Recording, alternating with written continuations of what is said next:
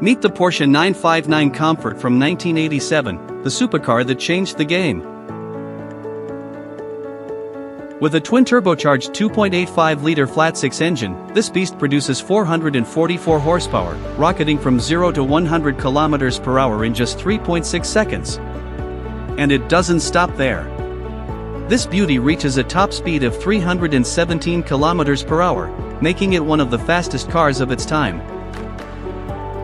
Inside, the 959 variant offers luxury you wouldn't expect in a supercar, blending Porsche's racing heritage with everyday usability.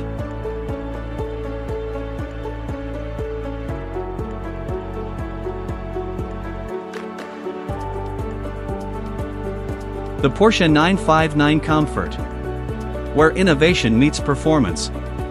A true legend of the 80s. Like and subscribe if you want to see more of this iconic car and other automotive legends. See you in next video.